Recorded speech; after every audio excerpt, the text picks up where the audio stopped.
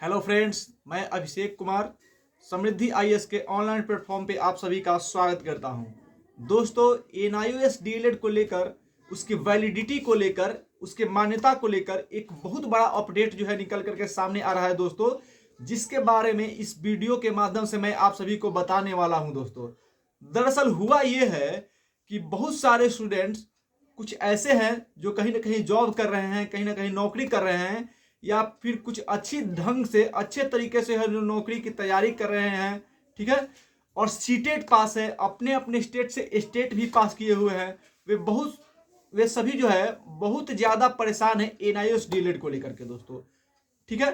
तो वे सभी स्टूडेंट जानना चाहते हैं कि इसका क्या अपडेट है, इससे जो निकल करके जो बातें सामने आ रही है वो क्या है, कब तक उनको न्याय मिलेगा या नहीं मिलेगा, ये सारी बातों को वो जो है जानना चाहते हैं। इसी बीच कुछ अभ्यर्थियों ने आरटीआई के माध्यम से ये जानने की कोशिश की है, एनआईओएस डीएलएड की मान्यता को लेकर के जो है वो सवाल किया है उन्होंने,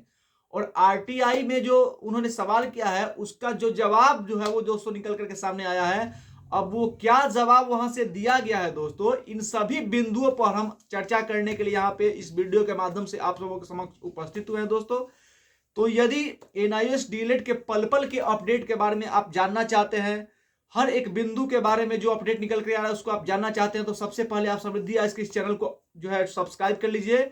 लाइक कीजिए और कमेंट कीजिए, और साथ ही नोटिफिकेशन को जो है वो ऑन रखिए कि जो भी अपडेट निकल करके सामने आएगा वो सबसे पहले आप तक समृद्धि आज के माध्यम से दोस्तों जो है वो पहुंच जाएगा। अब बात करते हैं उस सवाल के, उस प्रश्न की जो अभ्यर्थियों ने जो है वो आरटीआई के माध्यम से पूछने का काम किया है दोस्तों। तो 28 दिसंबर 2023 को अभ्यर्थियों ने एक आरटीआई डाली थी, जिसका जवाब जो है दे दिया गया है। अब उस जवाब में क्या दिया गया है उसके बारे में, और क्या प्रश्न किया गया था उसके बारे में मैं आप सभी को जो है बताने वाला हूं दोस्तों। सबसे पहले जो प्रश्न पूछा गया था पॉइंट 1 में, उसमें अभ्यर्थी की तरफ से यह क्वेश्चन पूछा गया था कि जो अभ्यर्थी एनआईओएस डीएलएड के 2017-19 के सेशन के दौरान प्रशिक्षण लेने का काम किया है, क्या वे पश्चिम बंगाल में जो वैकेंसी चल रही है जिसका नोटिफिकेशन जो है 29 सितंबर 2022 को आया था, क्या वो उसके लिए वैलिड है। यानी वे स्टूडेंट्स जो 17-19 के दौरान एनआईओएस डीएलएड का प्रशिक्षण जिन्होंने लिया है, क्या पश्चिम बंगाल में जो वैकेंसी आई है जिसका विज्ञापन 29 सितंबर 2022 में आया था, क्या वो उसके लिए वैलिड है, क्या वो उसके लिए मान्यता उनको है। ये पहला क्वेश्चन था दोस्तों। दूसरा क्वेश्चन जो पूछा गया है वो भी पश्चिम बंगाल से ही है, जिसमें जो विज्ञापन पहले निकला था वेस्ट बंगाल बोर्ड की तरफ से, जिसमें 17-19 वाले जो कोर्स थे उसको 2 इयर्स डीएलएड के बराबर इक्विवेलेंट माना गया था। यानी 17-19 के सेशन में जिन्होंने इसका प्रशिक्षण लिया था उसको जो है मान्यता मतलब वहां पे दी गई थी, किसको, 2 वर्ष डीएलएड की। तो क्या अगर आगे कोई वैकेंसी आती है तो ये उसके लिए वैलिड होंगे। ये 2 पॉइंट थे, ये 2 क्वेश्चन जो है वो उनके द्वारा पूछे गए थे अभ्यर्थी के द्वारा आरटीआई के माध्यम से दोस्तों। अब देखिए जो जवाब निकल करके सामने आया है वो जवाब क्या है, उसमें उन्होंने लिखा है, मानी यानी कि उन दोनों क्वेश्चन का जवाब जो है आरटीआई में जो पूछा गया उसके माध्यम से उन्होंने जो दिया है, उन दोनों क्वेश्चन 1 और 2 के रिस्पेक्ट में, उसके लिए जवाब में ये कहा गया है उनके द्वारा कि कुछ एनआईओएस, ठीक है, एनआईओएस के लिए उन्होंने ये जवाब दिया है, लिखा है कि उनके लिए कुछ नोट्स जो है वो प्रोवाइड किए गए हैं, कुछ नोट्स रेफर किए गए हैं, जिसमें उन्होंने एनसीटीई की मान्यता वाली जो गाइडलाइन दी गई थी 23 अगस्त 2010 को, तो 23 अगस्त 2010 को एनसीटीई की ओर से जो गाइडलाइन दी गई थी उसी के अकॉर्डिंग उन्होंने एक लिंक जारी किया गया है। उस लिंक को अगर आप ओपन करते हैं तो उससे जो जवाब निकल करके सामने है वो सारा जवाब उस लिंक में जो है वो दोस्तों दिया गया है। अब मैं बात करता हूं, मैं उस लिंक को ओपन नहीं कर रहा हूं और सीधे, चूंकि